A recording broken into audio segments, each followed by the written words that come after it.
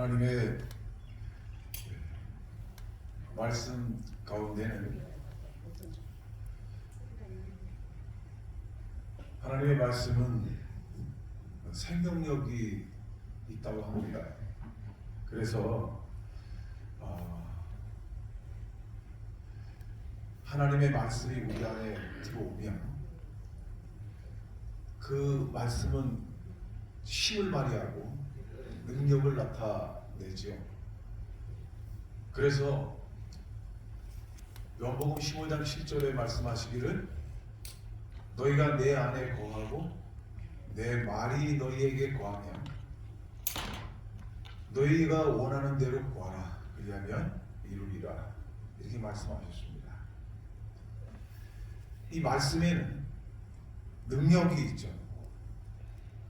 이 말씀 가운데는 말씀의 가마력이라는 것이 있습니다. 우리가 흔히 하는 이런 말이 아니라 이 말씀이 하나님의 말씀이기 때문에 그렇죠. 아멘. 제가 아주 오래전에 뉴스타트 요양원에서 봉사하면서 제가 오늘 걸어오면서 몇 년을 있었는가 했더니 한 15년 정도를 봉사를 했더라고요. 그런데 돌아보니까 15년을 봉사하면서 암으로 또 기타 질병으로 고생하는 그 많은 사람들과 함께하는 그 시간 속에서 어떻게 하나님의 말씀이 그 말씀의 가마력이 질병으로 고통당하는 사람들을 회복시키는지 그 제가 보았습니다. 비록 그 요양원에서 봉사하시는 분들이 학력이 짧고 배운 게 별로 없고 아는 것도 없고 변변치 못한 그런 사람들이었지만 말씀의 가마력이 그곳에 거하면 여러분 성경에서 있었던 그런 기적적인 일들이 일어나는 것을 봤습니다. 아멘. 어떻게 이런 일이 일어날 수 있을까? 사람이 이해할 수 없는 그런 일들이 성경에서 있을 법한 그런 일들이 나타난다는 것이죠. 무엇을 통해서요? 말씀을 통해서. 그래서 말씀 살아있는 것입니다. 38년 된 중풍병자가 일어났던 그 말씀의 능력이 야이로의 딸이 오랫동안 혈류병을 앓는 그 여인이 회복되었던 그런 놀라운 이야기들이 말씀의 능력을 통해서 말씀을 붙잡고 말씀을 사용하면서 회복되었던 이야기들을 우리가 그동안 오랫동안 들어봤습니다. 근데 그것은 성경에만 있는 이야기가 아니라 우리의 삶 속에서도 그 일이 일어날 수가 있다는 것이죠. 왜? 그것은 하나님의 일이기 때문에 하나님께서 우리에게 주시는 것입니다. 우리는 그것을 사용하면 되는 것입니다. 몇십 년을 교회를 다니고 하나님을 믿은 사람들도 하나님의 말씀을 사용하는 것이 무엇인지를 모르는 것입니다. 하나님의 일이 나타나지가 않는 거예요. 그건 성경에만 있을 법한 이야기라는 것이죠. 그래서 우리가 하나님의 말씀을 통해서 그리스도를 만난 경험이 없는 것입니다. 오늘 어제 이어서 이 엠마오로 가는 두 제자를 통해서 우리가 하나님의 말씀을 어떻게 사용하는지 그리고 우리의 적용해서 우리의 삶이 어떻게 변화가 되는지를 우리가 알아야 될 것입니다. 또 이르시되 내가 너희와 함께 있을 때에 너희에게 말한 바 모세의 율법과 선지자의 글과 시편의 나를 가르쳐 기록된 모든 것이 이루어져야 하리라 한 말이 이것이라 하시고 이에 저희의 마음을 열어 성경을 깨닫게 하시고 누가복음 24장 44절에서 45절에 있는 말씀이죠. 예수님께서 준엄하게 그리고 단호하게 말씀하시는 거예요. 그리고 성경을 풀어서 말씀하시는 겁니다. 우리는 말씀에 대한 갈망도 없고 말씀 위에 믿음을 세우지 못하고 주님의 말씀을 기억하지 못하고 말씀에 대한 확신도 없었던 그 엠마오로 가는 두 제자의 모습을 살펴봤습니다. 참으로 그들은 예수님께서 3일 만에 부활하신다는 말씀을 들었는데 부활하신 예수님이 현재 옆에 계시는데 함께 걸어가시는데 말씀하고 계시는데 친히 만나 주고 계시는데 두 제자는 여전히 예수님이 죽었다고 믿습니다. 말씀의 의미가 무엇인지 모르는 것입니다. 말씀의 능력을 사용해 본 적이 없는 것입니다. 그래서 그들은 주님을 알아보지 못한 것이죠. 이 말씀이 우리에게 얼마나 중요한 것이겠습니까? 하나님 따로 우리 따로 노는데 하나님은 하나님의 일만 하시고 우리는 우리 일만 하는 것인데 이게 우리에게 얼마나 심각한 이야기입니까? 예수께서 말씀하시고 만나고 계심에도 불구하고 자신을 알아보지 못했던 그 두 제자들, 그럼 우리가 누군가가 날 알아보지 못할 때 얼마나 답답합니까? 치매를 시작한 우리 어머니가 계시면 한 아들이 이야기합니다. 어머니가 이야기를 하는 거예요. 애야 너 밥 먹었니? 네 먹었어요. 근데 한 5분 있다가 또 물어보시는 거예요. 애야 너 밥 먹었니? 먹었다니까요. 5분 있다가 또 물어보시는 거예요. 애야 밥 먹었니? 아니 왜 이렇게 잠깐만 물어보세요? 먹었다니까요. 이 치매 초기 증상이죠. 몇 분 전의 일을 기억하지 못하는 거예요. 답답한 겁니다. 우리가 10년, 20년을 같이 살았던 우리 아들이, 딸들이 우리를 알아보지 못한다고 하면 얼마나 답답한 일이겠습니까? 몇 년 동안 며칠 전에도 친히 병자를 고치시고 하늘의 복음을 말씀하시는 모습을 가까이서 함께하고 만났던 제자들이 예수님을 알아보지 못하는 이 안타까운 상황 속에서 예수님의 마음은 어땠을까? 즉시 우리 인간적인 생각으로 즉시 좀 알려주시면 좀 내가 예수야, 내 선생이야. 나라면 이렇게 해보지 않았을까요?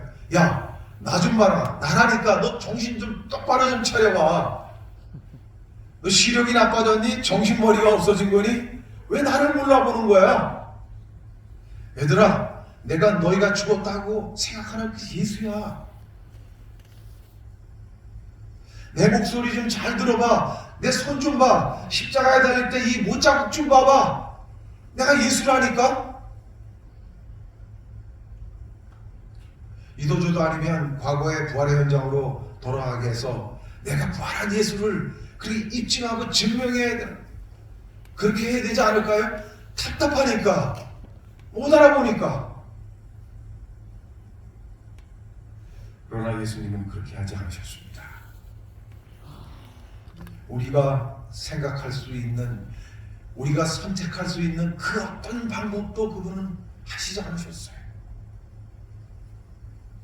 이에 모세와 및 선지자의 글로 시작하여 모든 성경에 쓴 바 자기에 관한 것을 자세히 설명하시니라.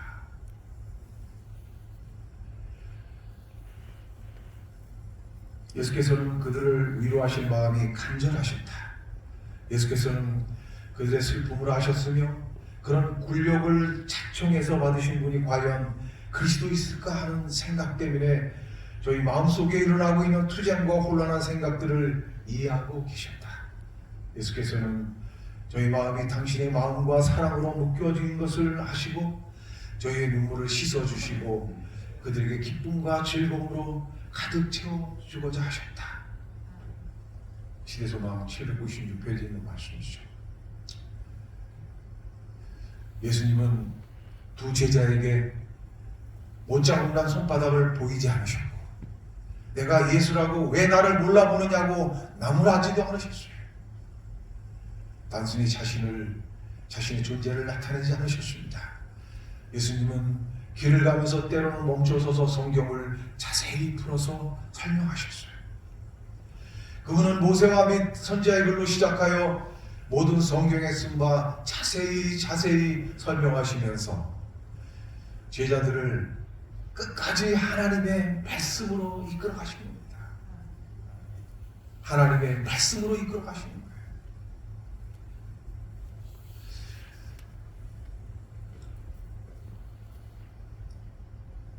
모세와 및 선지자의 글로 시작해서 모든 성경에 쓴 바 자세히 설명하시면서 제자들을 하나님 말씀으로 이끌어 가셨던 예수님께서 제자들의 집에 들어가 음식을 위해 축사하시려고 손을 폈을 때 그들은 그분의 손에 있는 못자국을 봤습니다.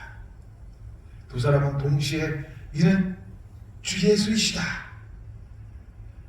그분은 죽은 자 가운데서 살아나셨다 하고 부르짖었습니다. 제자들이 예수님의 발 앞에 엎드려 경배하려고 일어났으나 예수께서는 저희 시야에서 사라지셨습니다. 저희 시야에서 즉시 사라지셨습니다. 그들이 예수님을 알아본 즉시 예수님은 그들을 떠나신 것입니다. 왜 그러셨을까? 담소도 나누시고 식사도 하지 않으시고 그분은 왜 그렇게 성급히 떠나셨을까? 누가복음 24장 31절로 33절에 보면 저희 눈이 밝아져 그인 줄 알아보더니 예수는 저희에게 보이지 아니하시니지라. 저희가 서로 말하되 길에서 우리에게 말씀하시고 우리에게 성경을 풀어주실 때에 우리 속에서 마음이 뜨겁지 아니하더냐 하고 곧 그 시로 일어나 예루살렘에 돌아가 보니 11사도와 및 그와 함께한 자들이 모여 있어 그렇습니다. 예수님을 알아본 순간에 그분은 즉시 떠나셨습니다. 왜 그러셨을까? 예수님은 낙심한 두 제자를 다시 일으키시기 위해서 당신의 존재를 나타내시는 것을 중요하게 여기지 않으셨습니다. 당신의 모습을 보여주시는 것에 관심을 두지 않으셨어요. 두 제자와 담소를 나누고 교제하는 것도 그분의 관심사가 아니었습니다. 그분은 성경만 가르치는 겁니다. 말씀만 가르쳐 주신 거예요. 성경에서 예수님이 확인된 순간에 예수님은 떠나가신 겁니다.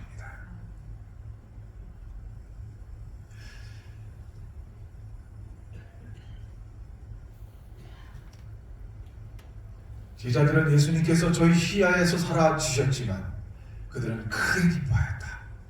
그분이 앉아 계셨던 자리를 바라보며 길에서 우리에게 성경을 풀어주실 때에 우리 속에서 마음이 뜨겁지 아니하느냐 하고 피곤함과 배고픔을 잊어버린 채 저희는 음식도 입에 대지 않고 큰 기쁨을 가지고 왔던 길을 되돌아가 도성에 있는 제자들에게 이 기별을 전하기 위해서 급히 발걸음을 재촉했다.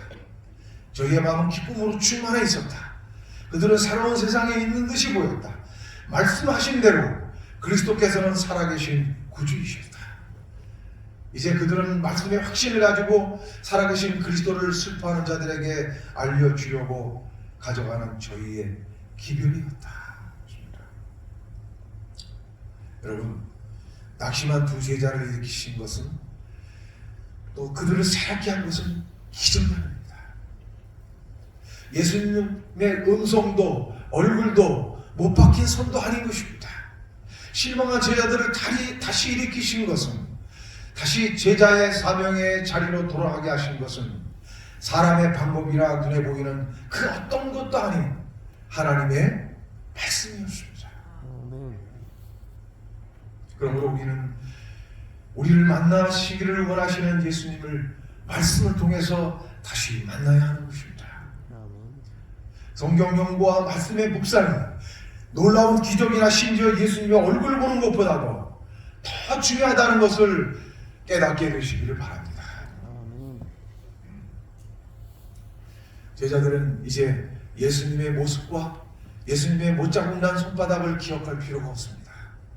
이제는 하나님의 말씀이 있기 때문에 아무리 세월이 많이 흘러도 예수님의 모습을 뵙지 못했던 제자들은 예수님을 잃어버리지 않고 언제든 만날 수 있는 것입니다. 우리는 하나님의 말씀 안에서 예수님을 만나야 하고 말씀으로 하나님을 깨닫게 되시기를 바랍니다. 많은 그리스도인들이 꿈속에서라도 예수님을 비었으면 좋겠다고 말을 합니다.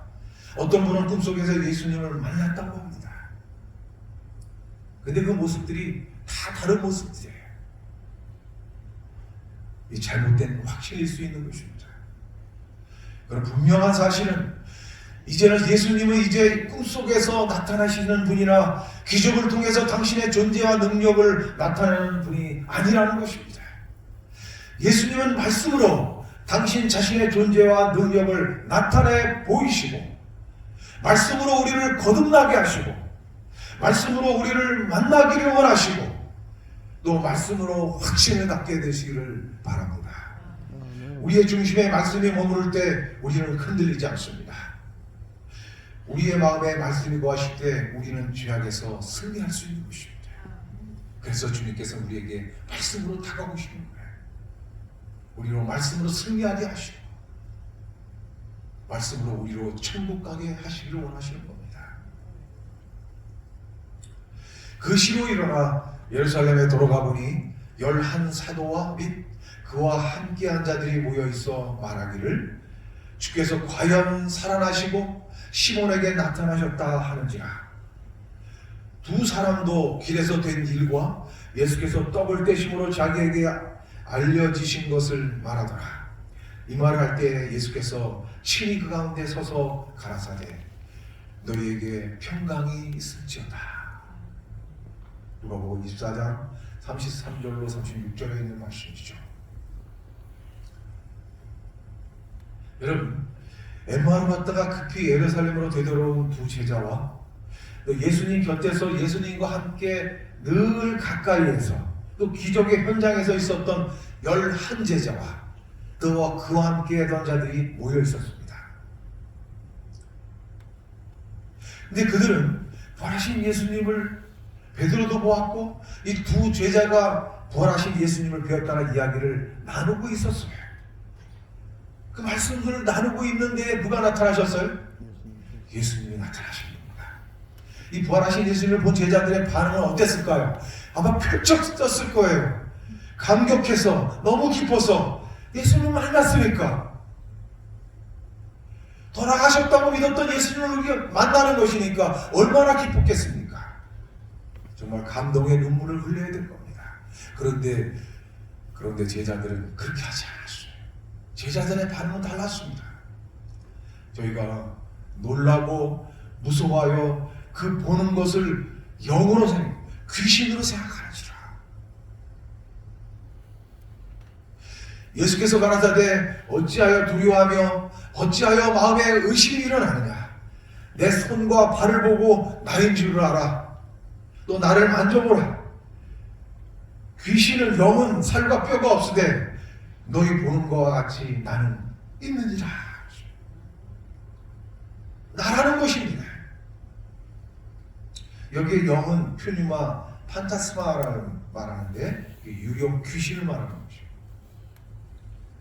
이 말씀을 하시고 손과 발을 보이시나 저희가 너무 기쁨으로 오히려 믿지 못하고 기이 여길 때에 이르시되 여기 무슨 먹을 것이 있느냐 하시니 이에 구운 생선 한 토막을 들이매 받으사 그 앞에서 잡수시더라. 누가복음 24장 40절로 43절에 있는 말씀입니다. 예수님께서는 두려워하는 제자들에게 못자국 난 손과 발을 보여주시고 또 이어서 그래도 두려워하니까 생선 잡수심도 보여주셨어요. 그러나 예수님은 이것으로 여기에서 멈출 수가 없습니다. 또 이르시되 내가 너희와 함께 있을 때에 너희에게 말한 바 곧 모세의 율법과 선자의 글과 시편의 나를 가르쳐 기록된 모든 것이 이루어져야 하리라 한 말이 이것이라 하시고 이에 저희의 마음을 열어서 뭘 말씀해 주셨어요? 성경을 깨닫게 하시고 끝까지 포기하지 않으시고 말씀을 그들에게 넣어주시는 거예요. 못자국난 그 손과 발이 중요한 것이 아닙니다. 그분의 인자한 모습이 중요한 것이 아니었습니다. 영원토록 살아있는 하나님의 말씀, 그들이 깨달아야 하는 것이에요. 그래서 주님께서는 말씀을 깨닫게 하십시오. 예수님께서 손과 발을 보여주시고 음성을 잡수심으로 자신을 나타내 보여주심으로 멈출 수 없었던 것입니다. 제자들과 이외 예수를 믿는 모든 인류가 예수 그리스도를 말씀으로 만나야 하기 때문인 것입니다.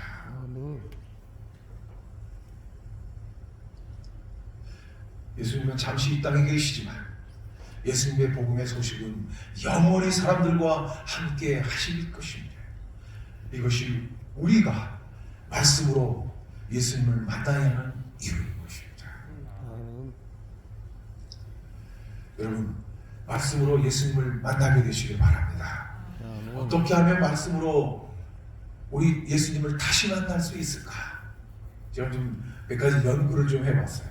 왜 그러냐면 제가 이렇게 하고 있거든요.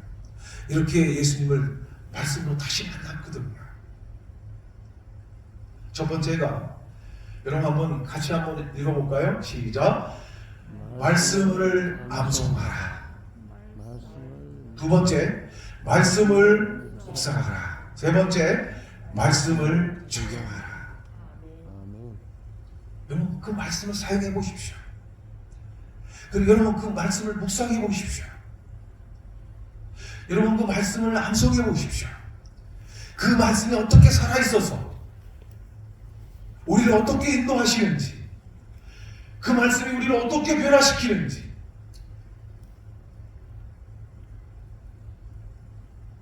그 말씀이 우리를 얼마나 기쁘게 하시는지 여러분 말씀을 묵상으로, 말씀의 암송, 말씀의 사용을 경험해 보시기 바랍니다. 어떻게 하면 말씀을 암송하는 것인지, 어떻게 하면 말씀을 묵상하는 것인지, 오늘 제가 그 방법을, 그 원칙을 간단하게 메모를 해왔습니다. 저는 요즘이 너무 행복해요. 이 세상의 경제는 굉장히 어려워졌어요. 아마 올 상반기는 굉장히 어려운 시간들을 보내야 될 겁니다.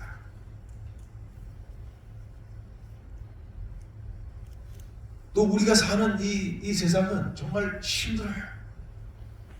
좀 빡빡한, 버티기 힘든 세상이에요. 그런데 이러한 이 어렵고 힘든 세상에도 불구하고 여러분, 이 말씀이 우리 삶 속에 거하시기 시작하면 우리 정말 행복해질 수 있어요. 아니, 내가 이런 질병을 가지고 있지만 오늘 내가 죽어도 너무나 감사한 거예요. 왜냐면 주의 말씀이 있기 때문에, 주의 약속이 있기 때문에 그런 것입니다. 그 무엇과도 이거는 바꿀 수가 없는 것입니다. 우리의 삶 속의 우선순위가 오늘 말씀을 암송하고 말씀을 묵상하고 말씀을 적용하는 데 있어야 됩니다. 이거는 죽기 살기로 해야 되는 거예요.